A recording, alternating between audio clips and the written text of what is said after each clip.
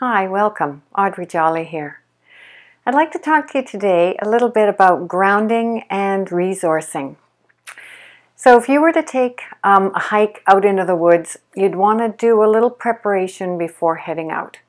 You'd want to have water, maybe some maps of the trails, a snack, some layers of clothing, possibly a cell phone, just so that you felt a little more confident, a little safer heading out into the woods. So much like hiking, when you're undergoing a journey into your internal emotional life, your creativity, it's a good thing to know that you've got some ways to return to the here and now, to sort of ground yourself, to slow things down, to direct it and feel some control so that you don't get into that overwhelmed place.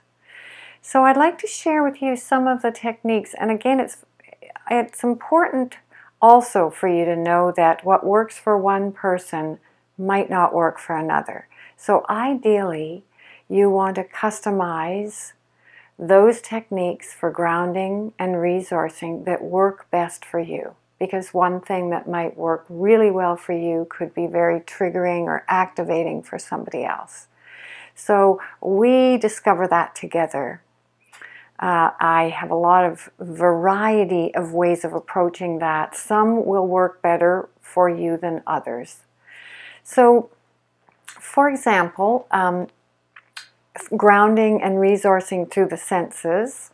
There can be visual, auditory, feeling places, kinesthetic feeling resources, smell, taste. So, for example, some of the things that are visually grounding for me, and I have them in my office. There's a painting behind me that's just a very calm lake, blues, and I've been told from clients that it's also very calming for them. So I like to have that painting. I also have another, and it's on one of my blogs, an image of a koala bear mother and her baby. So when I look at that, I feel good. I feel cozy. So those are some visual resources that I have in my space that just give me that sense of calm and soothed and comforted. I also might have a piece of music.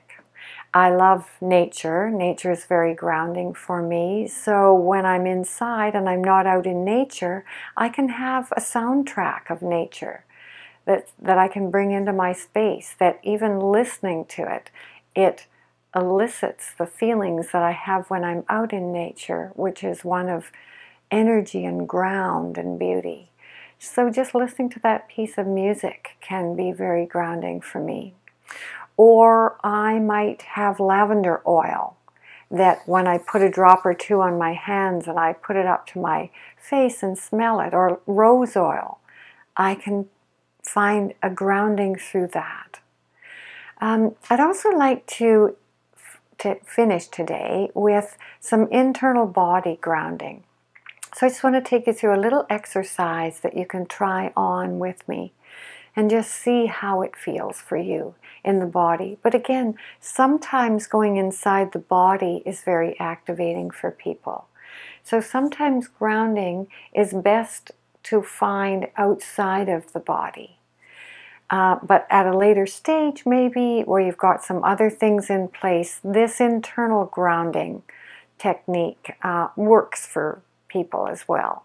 So just as I say that, I'm starting to settle in. My focus has gone from up here and forward to back further in and dropping into my body. So if I imagine getting on an elevator up at this top level and I was taking the elevator down into ground level, I sort of feel my energy dropping in, my focus coming down further into my body.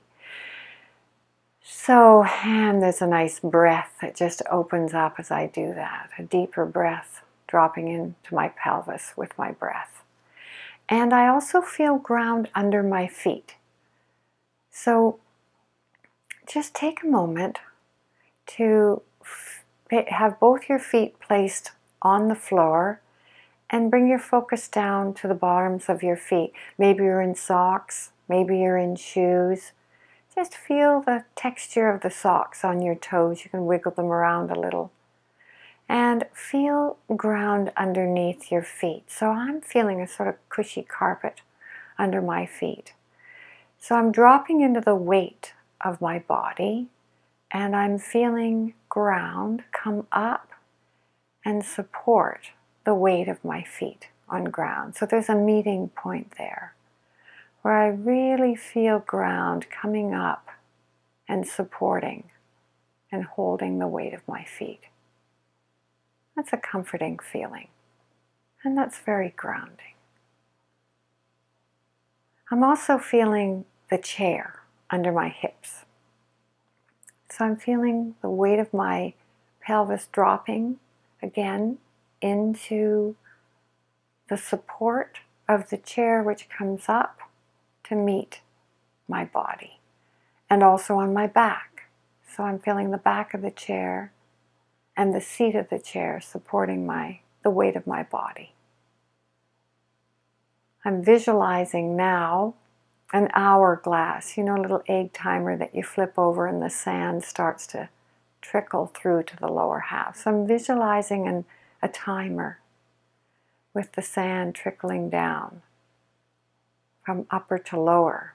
So I'm really feeling gravity right now and how the weight of gravity plays with my body and how my body weight is dropping down, being held sort of magnetically to ground, and how ground is coming up to meet my body, the weight of my body, and support it.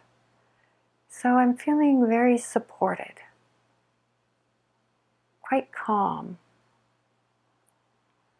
quite grounded, and quite present in the here and now.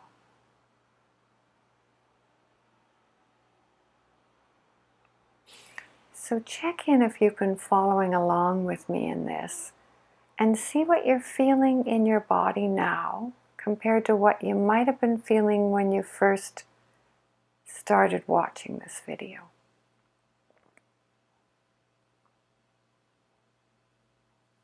I've always said a little bit of body work goes a very long way. And we want those little bits of body work to be very conscious and chosen by us to have the result that we want that to have inside us, so we feel very much in charge and a master of our emotions, a master of our sensations in our body, rather than feeling as though they're running our lives, feeling as though certain emotions get into the driver's seat and drive the bus that we're on, where we feel like we don't have choice and we're not in control. And it's not what we want to have there driving the bus. It's not what we want to show the world, but somehow that's taking us away. So a lot of techniques and a lot of awareness can bring you right into that seat of mastery of your own emotions and your own sensations and your own thoughts and beliefs that you're having. It's all manageable with awareness and a lot of possibility there, and a lot of choice once you're aware and have the vocabulary of the sensations in your body, awareness of your history, awareness and appreciation and delight in who you are, in the uniqueness of who you are. So thank you. I look forward to seeing you again.